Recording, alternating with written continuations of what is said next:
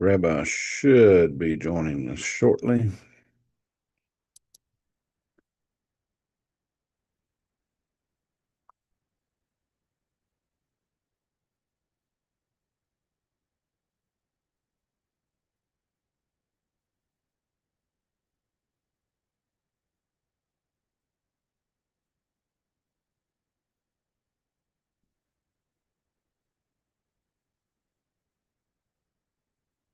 Need to get all quick stuff done before he gets here.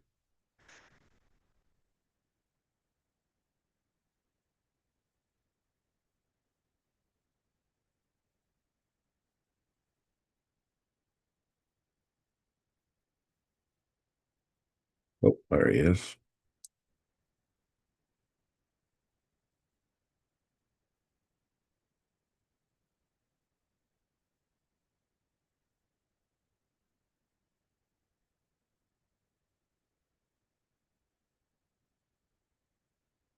Hey Frank, how are you?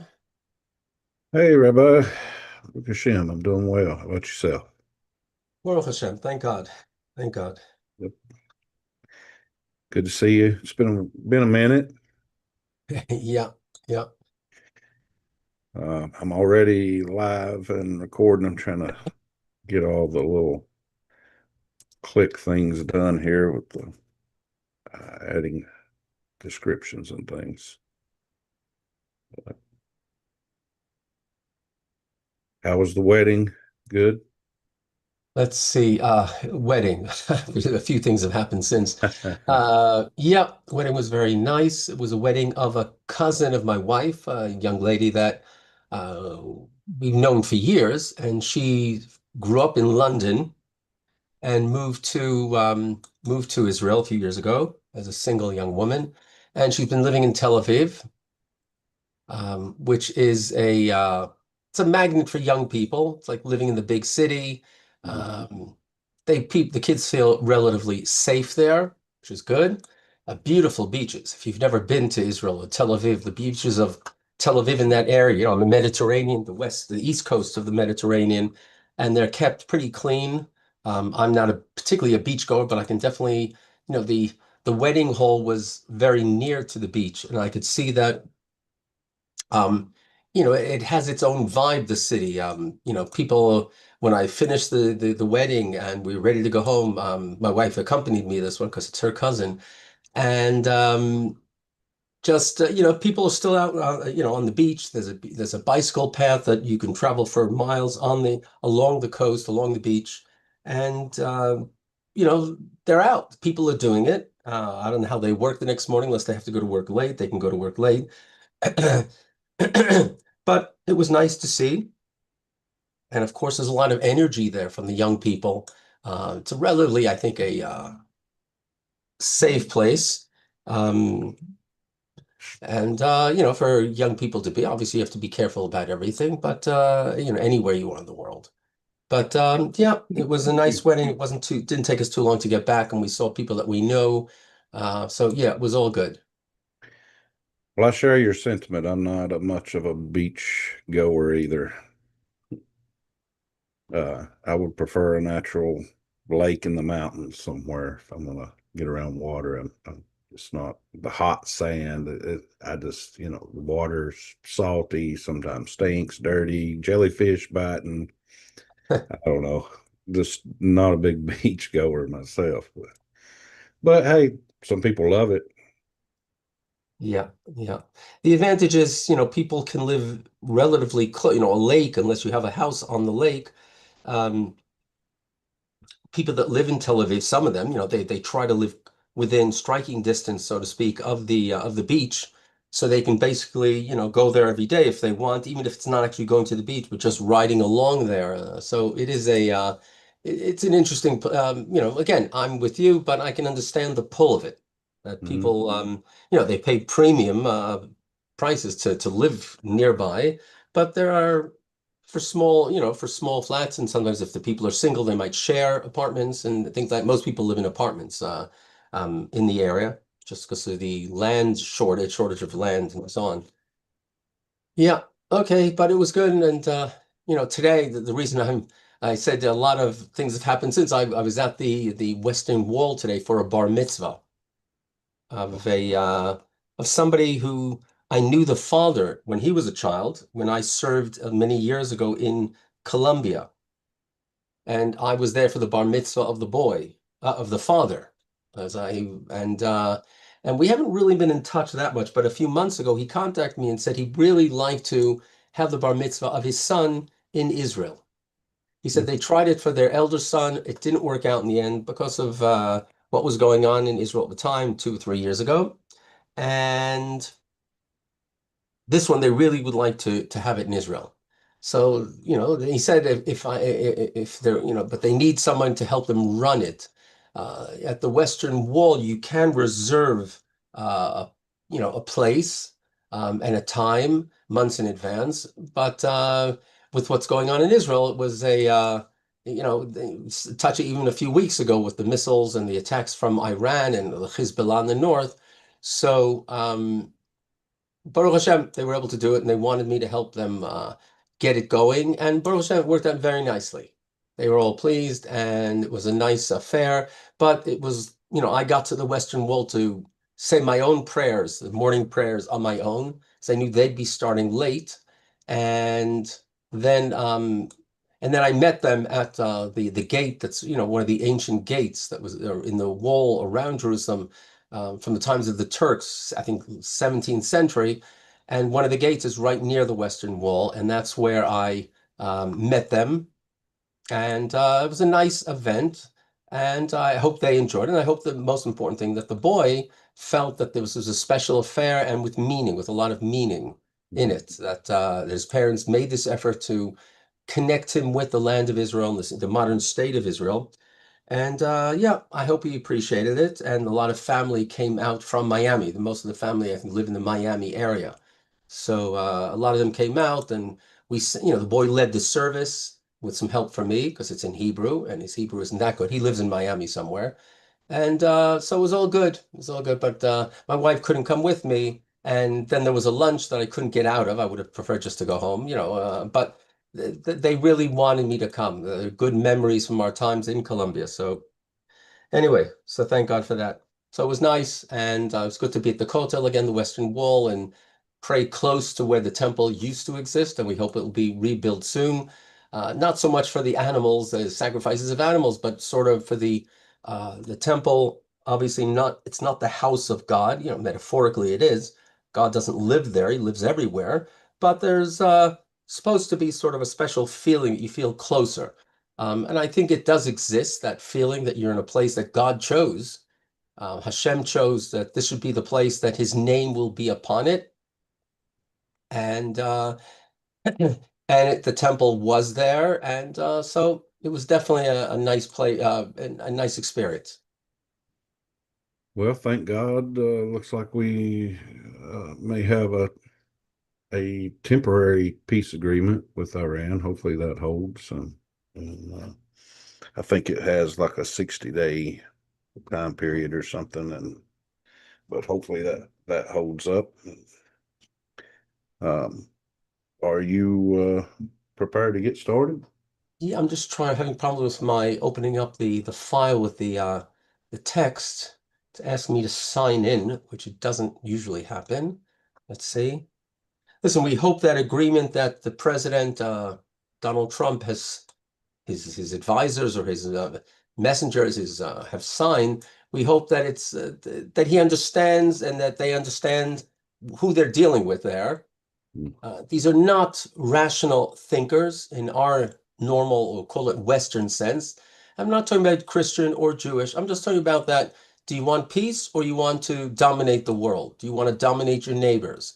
Are you still fighting in the name of Allah? Do you expect that in Allah's name you have to, subjugate everybody else and threaten everybody else's? Then how do you make peace with somebody like? How do you expect them to peace? Not only that they've been deceitful for many agreements and all that. So can look at, since Obama.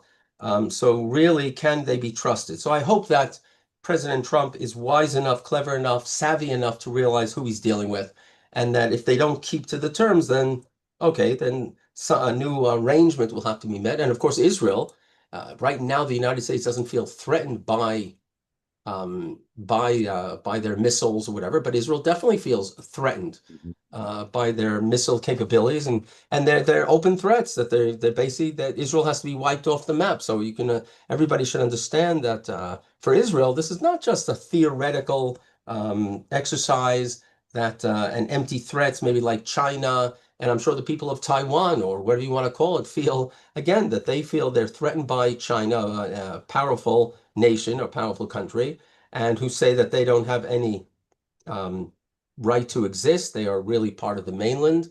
So we have the same situation here that these Islamists who are not known to be rational thinkers really think that Israel should is they believe and they say this that Israel is delaying or preventing the coming of their final what do they call it? Is it an Ayatollah? I forget what it is. Who's going to be the forebearer of the Messiah of the Messianic times?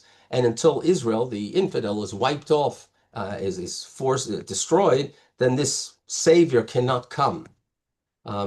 It sounds like something they got from early Christianity, that until the Jews are completely punished, and then Jesus can't return again. Yeah.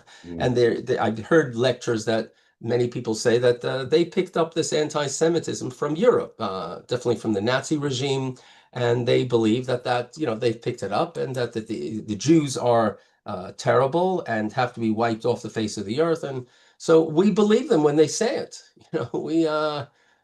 So anyway, we're hoping that we will have peace. Of course, we want peace.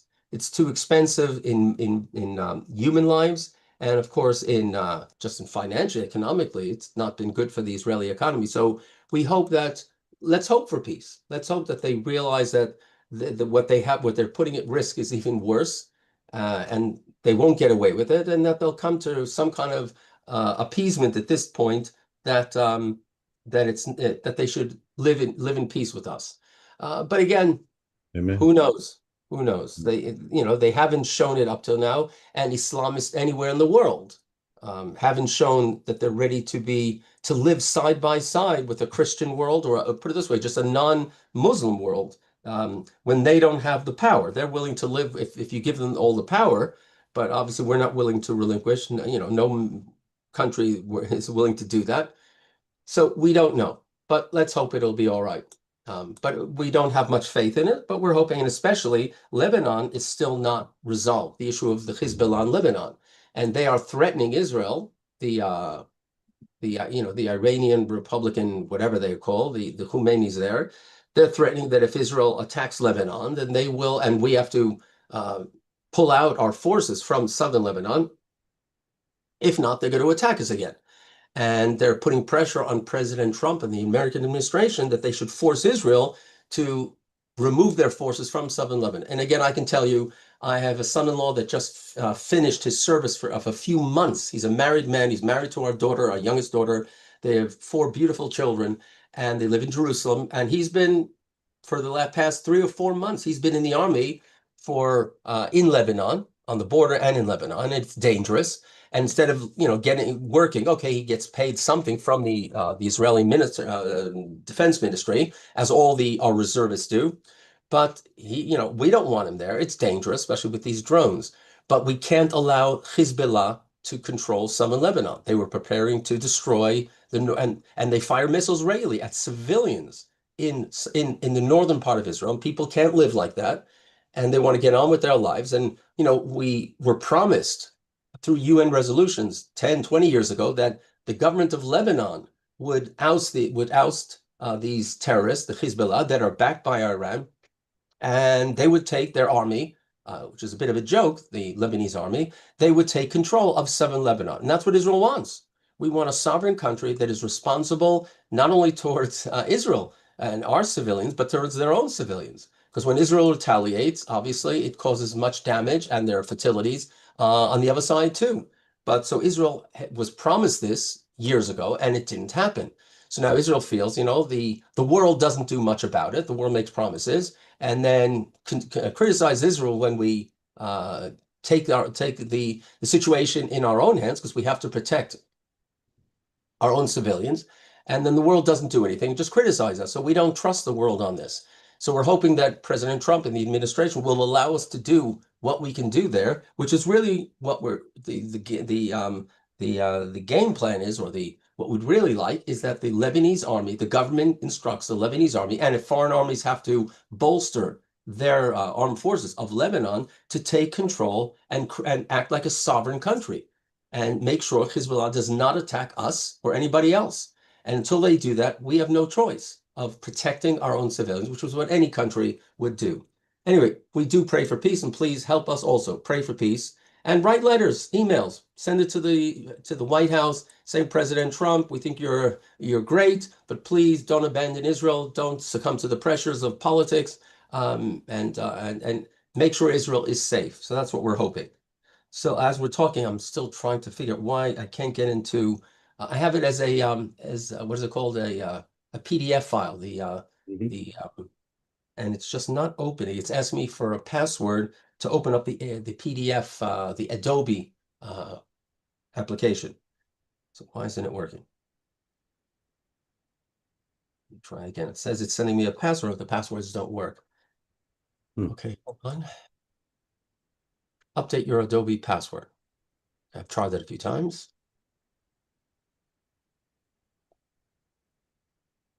I use Adobe as well, but I don't think I've ever set up a password. Confirm your identity. We'll send you a verification code. Okay, so let's see. Okay, go back to sign it. Your account has been locked due to multiple failed attempts. Okay, that's not good. So it's not going to let me do it for a while, right? Right. Let's see. Select forgot passwords. That's what I have to do. Where does it say forgot password? Um,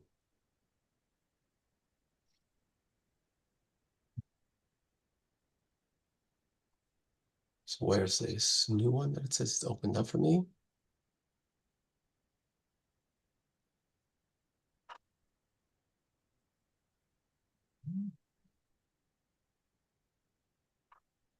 Let me try one more time, then figure out what we're going to do.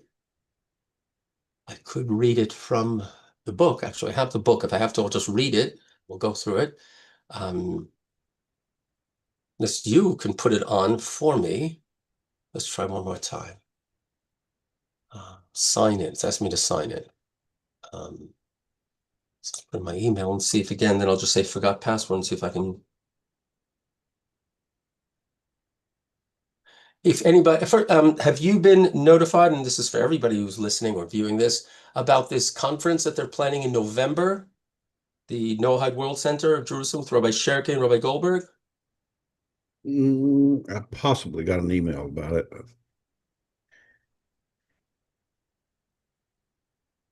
So it's it's historical if they manage to get it done.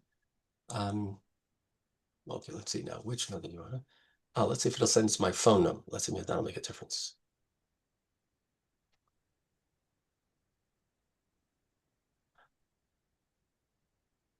Okay, let's see if it'll send me now a code.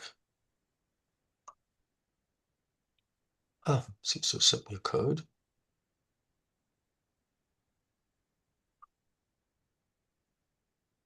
Let's try the codes they keep sending me.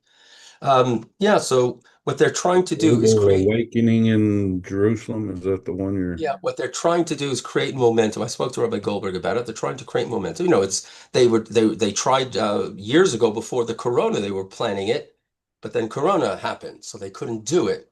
What they feel is, and this is they're trying to find solutions when Noahides from around the world ask, are there any Noahides in my area? Mhm.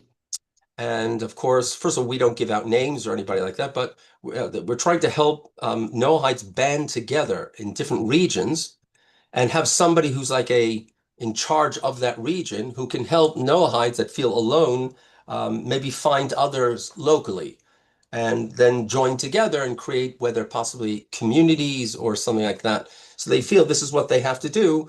See if anybody will come. They're trying to keep the prices down. Of course, it's just, everybody has to find their own way of flying out to Israel. And I think they've already started talking to a hotel in Jerusalem, where that will host the conference. So that's what they're hoping for. And I don't know how much I'll be able to be involved because I have other work to do. But I already spoke to Rabbi Goldberg. I said, if I can, if I'm free to help, I'd definitely love to. I think it's a step in the right direction after the reactions that we get from good folk like yourselves.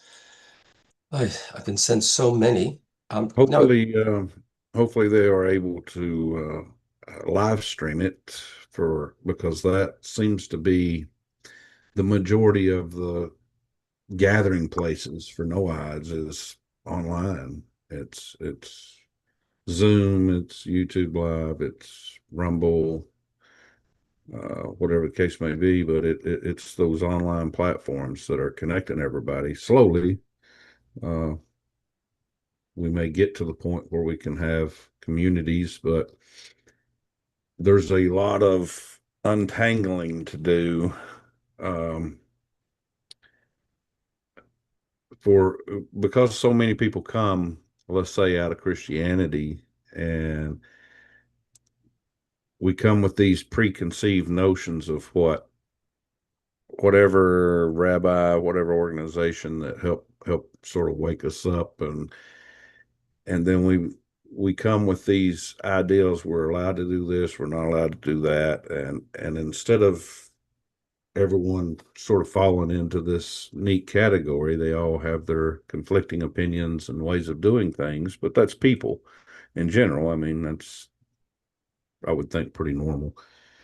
um, but getting them, the thing I guess that stuck out to me about Rabbi Goldberg and Rabbi Cherki is the idea that fine, they have their different ideas, but we all fall under the umbrella of Torah, and Noahide is universal.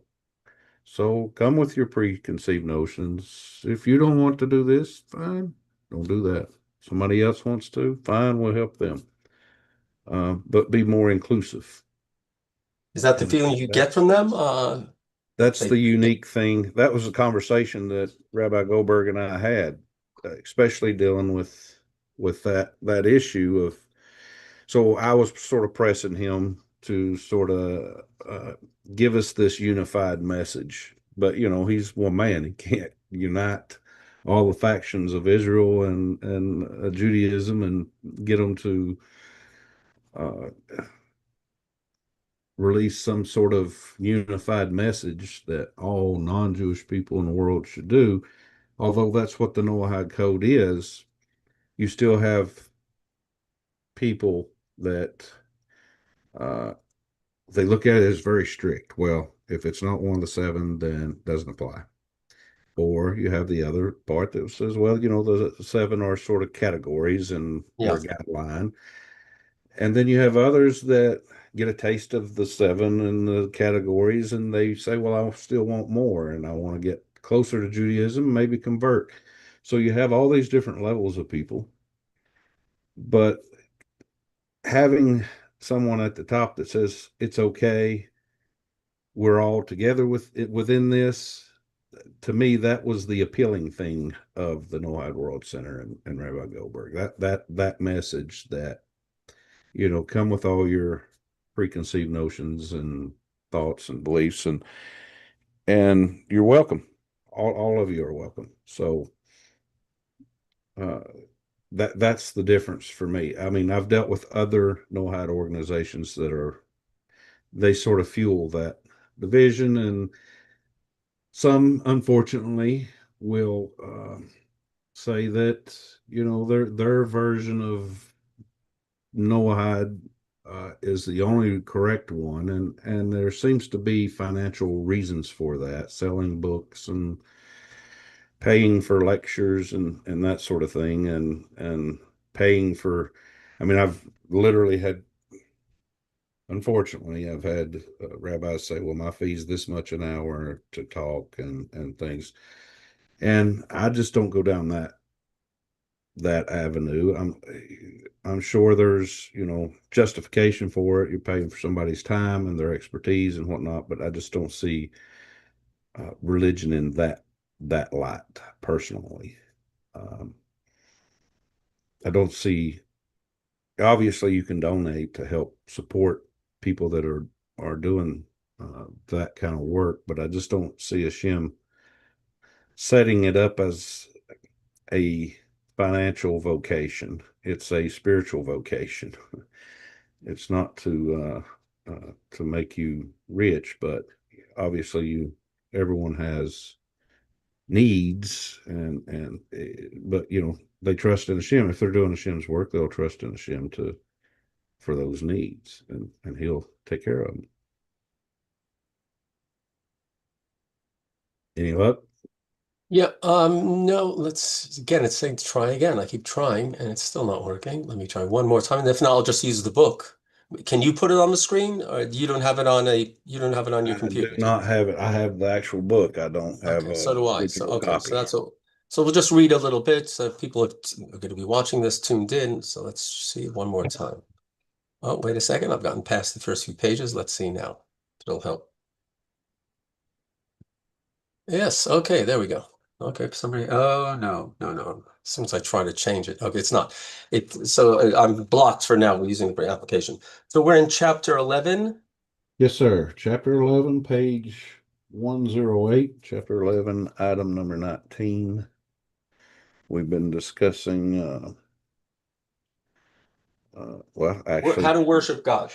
yes, Worship the Creator. actually, what we were just talking about on how much Noahides can do, study, and all And that should stuff. study. Yes. I think we mentioned 2 weeks ago, whenever it was, 3 weeks ago, that I can't stress enough how much Judaism emphasizes on the need to study. And not just we all, many of us have been to finished high school. We have diplomas. We've been to universities. We've taken courses, and of course, we need to take courses to make a living, create options. We hope that our kids get this. That if you want to increase your options, doesn't promise you a job, but having a degree or at least showing that you have had an education should help them open up options, broaden options. I saw somebody had who's it? Was it who made that point that really what we learn in universities is not sometimes it's not even practical for whatever job you're going to try out for, but hopefully it shows your potential employer that you know how to study, you know how to, learn and study, and that not only that, you're disciplined enough to show up and to take the exams and so on, compared to someone who has, just been haphazardly waiting around to find the right job. So anyway, but going back to all of us who are not necessarily looking for jobs, we want to look for what does God want from me and how to live a healthy, meaningful life in the eyes of ourselves and in the eyes of God. And we believe that as much as our gut feeling and our heart, so to speak, the metaphorical heart, have something to say about which way we go and how we feel, but the real way to evaluate, are we going in the right direction? Have we made good choices? Is using our brains, our intellect. And therefore, we should be knowledgeable. We need to study.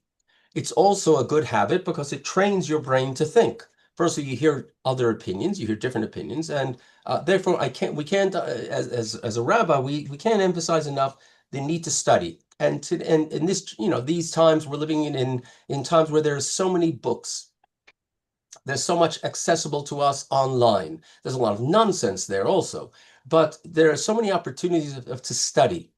And especially on the internet, you can study as we are doing now from distances. It's good to find study partners, whether it's your spouse, one of your children, your neighbor, somebody who you think has an interesting attitude point and is open-minded to hear different opinions and maybe to, is not looking to convert you to anything and you not necessarily looking to convert them, but it's just to open up our minds. And just that term, opening up our minds, should show us that how important God seems this, that we should be open-minded. Okay, so 19, I'm reading from my book. There's a difference of opinion amongst the sages, amongst the rabbinic authorities, as to what is the appropriate extent to which a Noahide should learn Torah. There's a statement from close to 2,000 years ago of a Rabbi Yochanan who said that a non-Jew who studies Torah is liable to death, or basically he frowned upon non-Jews learning Torah. Now, first of all, it's possible he was talking about pagans, people that still believed in gods and many gods. And there he felt that they would distort the Torah, the teachings of the Torah. Many rabbis since then have said we're talking about a different type. Humanity has changed, not necessarily everybody, but it's obvious that Noahide can study. And I just study, I mentioned over the past few weeks that I have a few study partners, gentlemen that are semi-retired like myself. We try to keep busy. We try to keep busy with good things, whether helping our families, I'm talking about the kids, the grandchildren, or volunteering in different places. And so, but we also try to study together. And it's good to have people like that, people you feel comfortable with. You sit with a cup of coffee, cup of hot weather, you sip a glass of water, cold water, or a drink. And we sit for an hour, we have text. So today we were reading from Maimonides. And Maimonides was asked, and Maimonides lived about 900 years ago.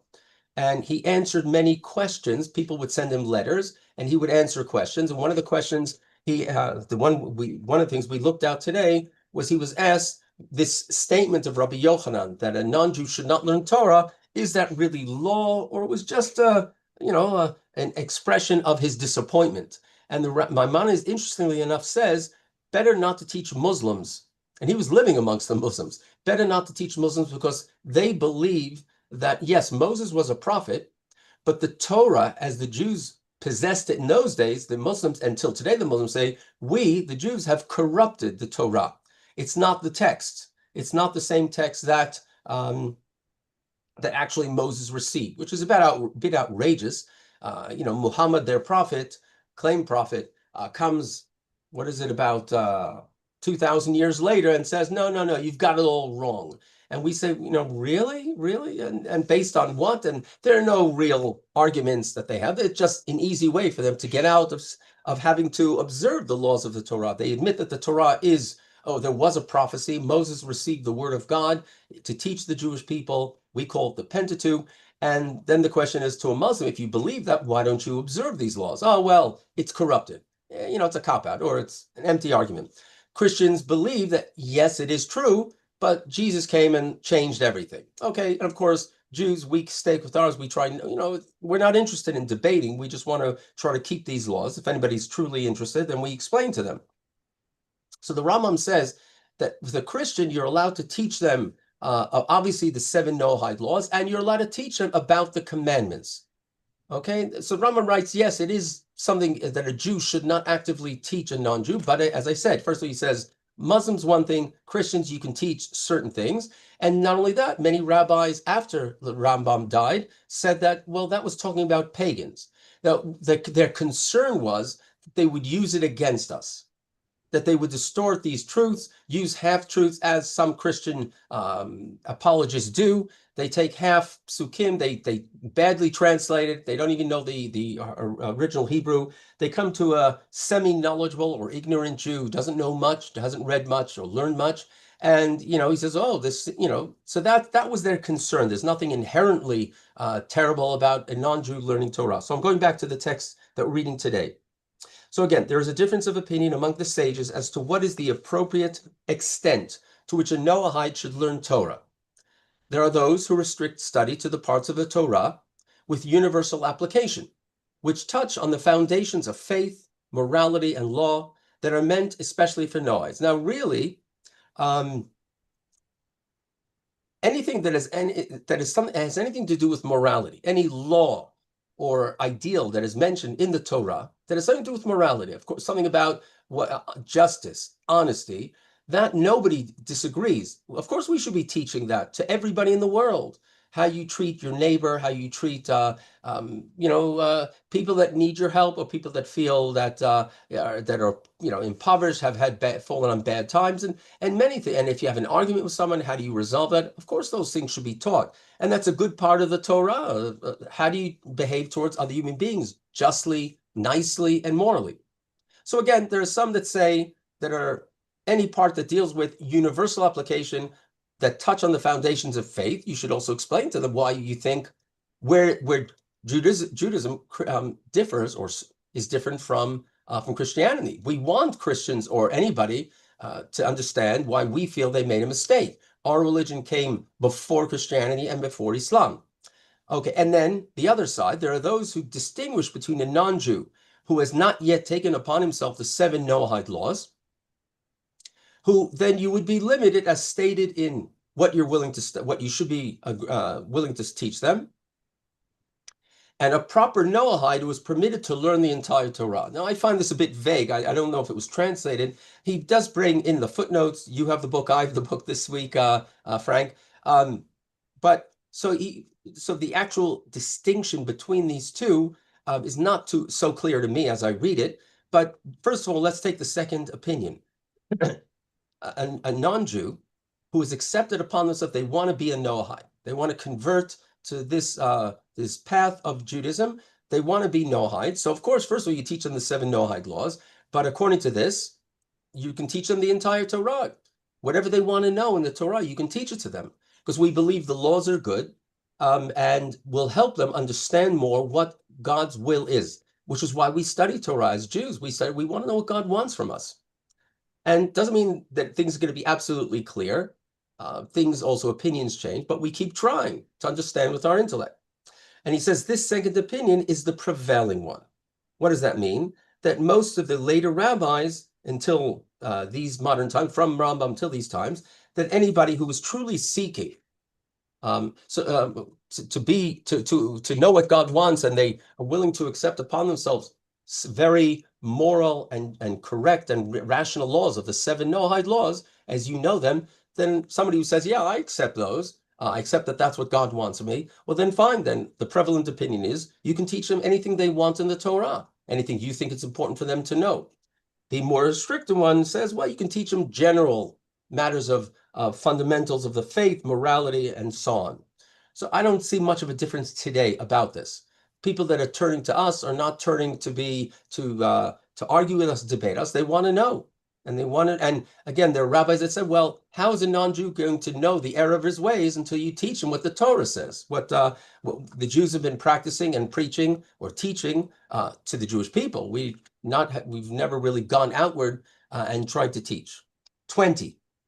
Among the ways of cleaving to God, we mentioned that's a term from the Torah. We're supposed to, in Hebrew, it's more, how do you stick to God? How do you join together with God? When God is completely spiritual, there's no physical attributes. According to the Jewish tradition, the creator is a power, energy of an intelligent energy, and with the need to do good, because God is perfect, and therefore God needs to do goodness. So cleaving to God is a problem. I mentioned that the rabbis explain, they ask the question, how do you cleave to something that is eternal, limitless, infinite, etc., so powerful? How can a human being, how can we cling to God and walk in his way? So they said, act like he does. We read the Torah, we see how he behaved. He created a world with food for everybody. He's not an evil God. He's not a vengeful God, even though the term is used. God will punish sometimes. He will punish the evil, and sometimes he'll leave it just for us to work it out. So 20, among the ways of cleaving to God is to become attached to Torah sages. Now, I would say not only Torah sages, but find somebody who you believe is living according to the ideals and the laws of the Torah, and you believe this person is honest, is justice, is kind, is polite, and learn from their ways. So I'll read it again. Among the ways of cleaving to God and walking in God's ways is to become attached to Torah sages through learning from their upright conduct. Now, I can tell you, I know some rabbis that I would say, I don't, again, I'm not perfect either. But I do try. I try to improve myself, and that's why my wife is my best bud, because she will tell me, Dov, maybe you didn't do it right. You didn't behave properly.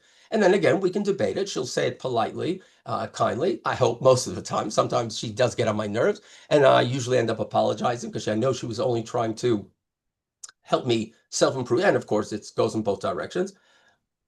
But there are some people that know a lot of Torah, but they don't seem to be too, how do I put it lightly? It doesn't always work because people are people.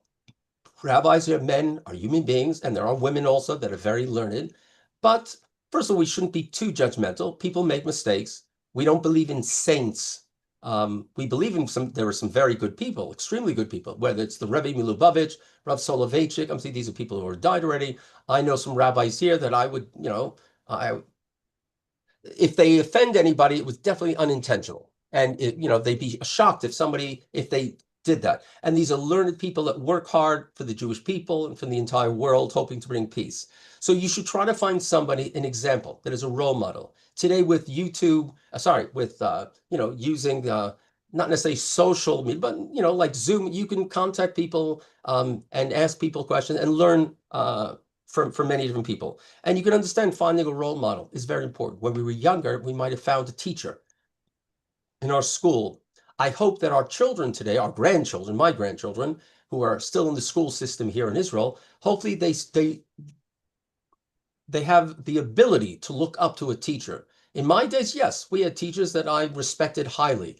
I know kids are different today, the school system, what they see on, but I hope that they still find teachers that will be role models. And I hope that all of us as parents and as grandparents, that we should serve as role models for our children and grandchildren. The problem is our children and grandchildren see us with our hair down, so to speak. They see us and we all sometimes fly off the handle. We sometimes get lazy or angry or jealous and so on.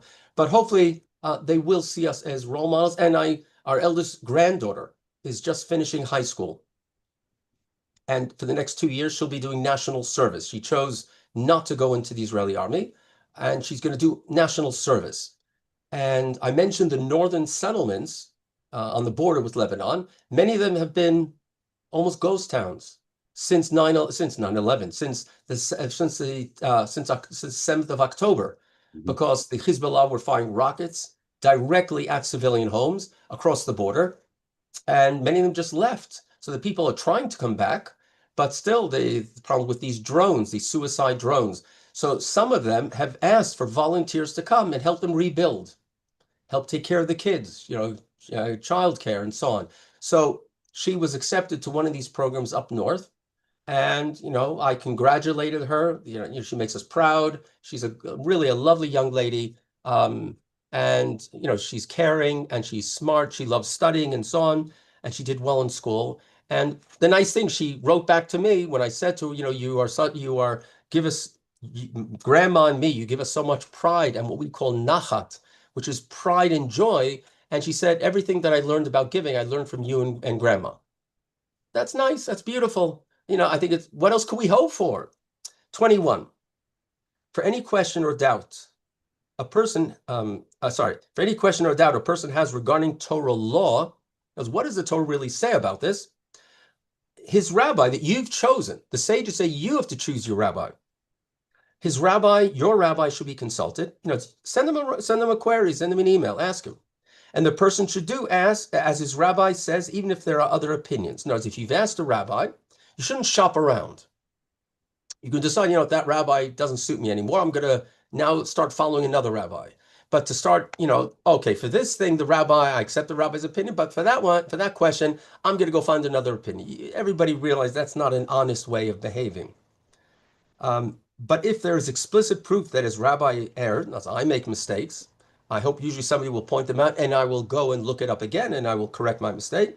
So if you know for certain, the rabbi made a mistake, he didn't understand my question, or he misquoted something, the person who asked the question should not act according to his rabbi's words. In other words, you can politely, respectfully say, Rabbi, I heard this other opinion, and see how the rabbi that you relied on up till there responds. But you don't have to be suicidal, so to speak. All right, that's it. We finished chapter 11. I hope that you all have enjoyed this. We're going to continue in Yirtzeh Hashem, God willing, next week. Hope the weather is all mild where you are. Hope you're all doing well, healthy, and that times hopefully will get better. But we have to pray to God, the Creator, that He'll bless us all. His ability to bless is, of course, is abundant. There are no limitations. He doesn't have to economize. But he's just waiting for us to keep on making the steps in the right direction. So God bless you all. Hopefully you enjoy these. Frank, thank you for facilitating this, and look forward to seeing you, God willing, next week. Hey, thank you, Rabbi. Have you got a moment? Yeah, sure. Well, I understand with the three passages we just read, I understand where Rabbi Cherki's coming from, and he's repeating basically the Jewish tradition and the leading opinions by the sages. Uh, but isn't that those opinions, that tradition, those opinions by those sages, isn't it really? I guess that's what it is. I take a bit of a exception to. Aren't But those yeah, opinions and positions basically nullifying the entire point of Mount Sinai? If Mount Sinai was God's way of giving what he wanted for mankind to the children of Israel, that they then would be a light to the nations.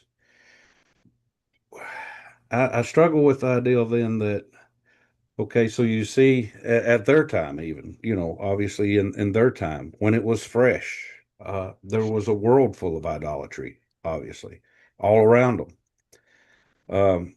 So Hashem doesn't make a point at that time to say you can be a light to the nations, but not this one because they sacrifice babies, and not that one because they believe in Zeus. So it's for everybody. So obviously you have to be very careful about how you approach them. But these people that live in these echo chambers of their beliefs, and they never hear any alternative opinions or beliefs or anything, and you try to engage them, and hopefully by just questioning, gently questioning, you perhaps trigger someone's critical thinking skills, and they begin to look into their own belief system a little further. But by saying, that it's okay if they come out of idolatry and they come looking for information, then you can teach them. Isn't that sort of really nullifying what Hashem was trying to do at Mount Sinai? okay, and now I understand your question. Yes, I can definitely identify with what you're saying. Um, I think again, we one of the things, an attitude or an answer that I've seen is that initially, when the Torah was given, it was new to the people of Israel, it was new to the world. Hmm. So there was a sort of call it childhood for the Jewish people, for the Mhm. descendants of Israel. They received the Torah, took them many generations until they could absorb it. And as we see, even in the times of the kings, there were some that were still influenced by the neighboring cultures, worshiping idols. Uh, so it's a process. So that's why I think, and that's why I think something, if you've noticed, so this rabbi said many years ago, he's in the Talmud. So that means we're talking about 1,500 years ago, if not more. And he said, better, I'm putting it in my way, I'm paraphrasing, better not to teach the non-Jews Torah. And Mhm. again, he was worried, I guess, what they would do with it, distort it, and then they'd badly interpret it. Then you have along the way, Maimonides and later on rabbis that say now it's not the case. Now certain things, so there was a gradual process where they needed to sort of, if you want, like an incubator. First, the Jewish people had to figure it out for themselves, what it meant for them, and absorb these notions of one God, spiritual. You can't put him in a house. Um, you can't buy him off with sacrifices. He doesn't need to eat the meat or drink the wine and so on. And now you think, now we've all accepted that. And now, and again, we're talking about over the past definitely hundreds of years, the rabbis, rabbinic authorities have said now it's okay to teach the non-Jews. Some limit it to certain things, others say no, now. And again, I saw opinion, he's called the Meiri. I think he lived about the time, a bit after the Rambam, Maimonides. And he said, if you think, and he asked sort of the question your way, if we don't teach them what we believe in, then how are they going to know the error of their ways? How are they going to know that believing in a Messiah who's believing he's actually the Son of God and he's part of the Godhead? That how are they going to know it's a mistake? How are the Muslims going to know you can't prove that their book is valid because the book says so? So at a certain point, and these rabbis realize that it's probably also when maybe it's Greek logic or human logic, when they realize, wait a second, that doesn't work. So we do have to, when we see there's somebody, and this is what the Meiri says, when we see there's somebody, that there's a chance that they will understand the error of their ways. If we explain to them what the Torah thinks about it, then by all means. And it's not only you're allowed to, it's an obligation because we are supposed to bring them under the umbrella, Hashem's wings, holy wings and so on. So you're right, but just think of it that there was a process. The same thing about why does the Torah permit, it seems, slavery? Right? In the book of Exodus, chapter 21, 22, it talks about, okay, there are laws. If you want to keep a slave, this is what you have to do. Now, we were living a few generations after a period of slavery, not only in the United States, many people forget, right? All over the world, over Europe, and it still exists. There's actually more slavery in the world today, Rabbi, than there ever was in Yeah. American history or anything. So we have this, and again, the horrors, and we can't believe that maybe great grandparents still were involved and would treat a human being like that just because of the color of their skin. And so it's a horror for us. And we can't, so some people ask, how could the Torah have allowed it? So again, the Torah was given 3,000 something years ago, over 3,000 years ago. In those days, slavery was a normal thing, was part of the norm. And the Torah is saying, you want to keep a slave, these are the laws, these are restrictions. Not that Torah does not promote slavery. And not only that, if you think about how the Torah talks about it, the Torah is really trying to wean us away from that. Mhm. And so on with other things. So there was a process of called it infancy and then childhood. And now, sort of, we're supposed to be adults, which is maybe why we don't have downright prophecy these days. Hashem is saying, listen, you had it for a while. It's like in the early stages, parents, we hover over our kids, trying to protect them. We always try to protect them. But maybe there's more watching over them when they're kids, keeping them away from open windows. When they're walking next to a street, you keep your hand on them or you walk between them and the road. Things like you're overcautious, not overcautious, you're trying to be cautious because the kids don't understand yet. And then as they grow, you give them a bit more liberty because you assume they understand. And I think that's the way we understand also about the way that the Torah was given. And doesn't mean we have to have slavery. The contrary, better not to have any slaves. People should live making their own decisions. And the same thing with about um, going out to the world and teaching the Torah before we even know what it really means. We didn't know for ourselves. Now we're in a situation, and maybe this is, sort of a glimpse or the dawn or the pre-dawn of the messianic times when the world will accept that there's only one God and He's the God for everybody and so on. That now, these messages are spreading. And there are more rabbis, I think, online teaching these things and more non-Jews, Noahides, good people like yourself that are looking into these things. So, it's not with it, hopefully it's not going to be an apocalyptical, from one day to the next, it's going to be a big war as we see in some of the prophecies. Hopefully it will be a gradual thing where we won't suffer too much. The world won't suffer too much. Nobody knows though. It could be one, again, I don't want to go back to Iran and the crazies out there, but and let alone what Russia is doing to Ukraine, and China threatening Taiwan. But let's hope it'll be a gradual process, hopefully faster than waiting another 2,000 years for the world to get its so and so together. But we're all What praying and you're hoping. what you're speaking of makes perfect sense to me, and it actually changed the way I viewed the Tanakh. Was once I considered Mount Sinai as the birth of a nation, as it is we're told it's sort of the birth of the nation. Well, then it makes perfect sense as you go through Judges, the writings, and the prophets that this is a growing period. This is, and as part of that growing period, there's a great deal of mistakes, and that's mainly what we're told about is the mistakes and the lessons learned from that, and the maturing of the nation. But then you get to, I think it's Ezekiel that says that God says that he sets them as the watchers of the gate, and if they don't call out and warn the people, then the blood of the people is on them. And if they do, and then the people don't heed to the warning, then the blood's on their own head. And it kind of reminds me of something John Quincy Adams, American president, politician, said that the duty is ours, the reward is God's. So, I try to engage as much as I can, politely, gently, calmly, and I had put a survey up on our channel here that what did people think our best approach was to sort of bring about the message or wake people up to the truth. And And I gave some options, and the majority of the opinion was civility and education and things. So, uh, and I think that's the key. But we do have to engage somehow. Uh, Perhaps that's the thing we're lacking is training in how to engage in a successful way, Maybe that's gently. something can be discussed at the conference too. Sure. Um, Yep. and again, I can tell you that when I turn to colleagues of mine or former colleagues of mine, I served for 7 years in London, and I have some contacts in the United States, rabbis serving in communities. And I proposed to them that they should make themselves knowledgeable of the Noahide path and the laws of Noahide and how to apply today, because there are more and more people that are interested. And I said to them, listen, and I saw their faces.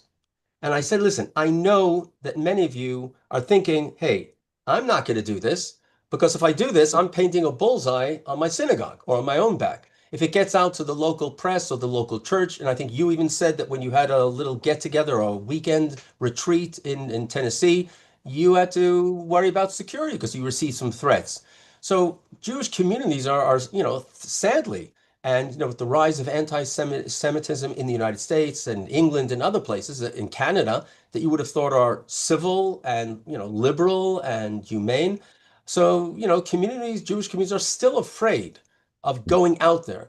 I would like to think, if they were less, then more rabbis would go on TV and, talk shows and would say, there's this it's not a new thing, but it's now, it's been around. Now's maybe a time to start discussing this when so many people have rejected the church or are dismayed and disappointed, disillusioned. But again, many rabbis are afraid to do that. So Rabbi Cherki says, listen, we live in Israel. We do this at an arm's length, or, we do this and we don't have to be afraid of it. And that's one of the boons that rabbis can get online now and teach Torah, and people can tap in wherever they are and whoever they are. But there's still that problem of who's going to protect us. I would love to convince, and I did comment to a few Noahides that asked me, they want to go pray somewhere, and people that think like them. And I said, you know what, I would contact the local rabbi, ask to have an interview, to sit with him and explain who you are, what you are, and maybe the rabbi will allow you. He'd have to run it by his board, by the security committee, but maybe he'd allow you to come with your family. Maybe he said, he doesn't want to open up the gate, the floodgate, because then more and more people, and again, most communities, they let people through the gate that they know, that are members, or that somebody has proven that they're not a risk. And look how many synagogues have been threatened in the United States and in the United Kingdom, and it's not a joke. And as I forget who said it, if you want to look for a Jewish school, you want to know if it's a Jewish school or not, see if there's an armed guard outside. Mm. Same thing with synagogues. How many mosques, how many churches in the United States have to have a security detail standing outside screening people? And it's been going on for years. I don't remember it as a child. I don't remember that. There might have been somebody maybe watching more against theft. But now I don't think there's any synagogue in the world outside of Israel that does not have security outside and a bulletproof front door, a bomb-proof sometimes front door. Think how sad that is. It's a horror. And good folk are just remaining silent instead of saying, we won't stand for this because of the risk of being politically correct or whatever it is. Um, and besides, there are hate mongers online, some of them popular ones, that are spreading, what is it, Candace, whatever her name is, or for some reason has gone totally insane. Um, but, the Jews are the devil. The Jews are control the United States. They control, we control everything. She's going back to spreading hate and spreading lies that that's a resurgence now. We thought it all died down, that people had realized these are all lies, and yet it's back again. So, which is why many communities are afraid to engage with Noahide, which is very sad. I think in her case, there's factions within Christianity and Islam that vary greatly on their own within their own system. No different Judaism or anything else, but in their case, much more radical, I would think. Yeah. So there is a portion of Catholicism that views the existence of Israel as a major problem. The Well, I can fact definitely that you're understand that. there, the If they fact that believe you're the Jews are there means finished, they believed, and they part of the church that believe the Jews are finished, they're not God's chosen anymore. So then what is the state of Israel? It must be evil, which is a ridiculous conclusion. Come and check yourself. See how people live here. See how we treat minorities here. And yes, there are problems, but I think minorities here are treated much better than many Western countries. Mhm. Look what happened in Northern Ireland and a few other places like that where and you know what those I think criminals that tried to break the Israeli blockade around Gaza, these flotillas, Mhm. and Israel They're a joke. rounded them up, blocked them, sent them back to the European countries, and and in one case they tried to Mhm. protest, I think, in an airport where in Spain or in France, and they were beaten with clubs when they tried to block the airport. I kept They, asking them because they were live streaming the flotilla, and I kept yeah, asking them online, "Where's your supplies? You're supposedly delivering aid. Where's your supplies?" Well, it's symbolic. So you can't eat symbolic. I mean, if they're supposedly starving to death over here, what are you bringing to the party? Nothing. right. Eh, But it shows nothing. how much anti-Israel or anti-Jew, feeling is still out there. All Mhm. right. So until next week, God bless All you right. all. Thank you, Rabbi. Thanks for the Thank you, great Frank. conversation. Bye. Have a Shalom from blessed week. Israel. Shalom, shalom. Thanks everyone for joining. Take care.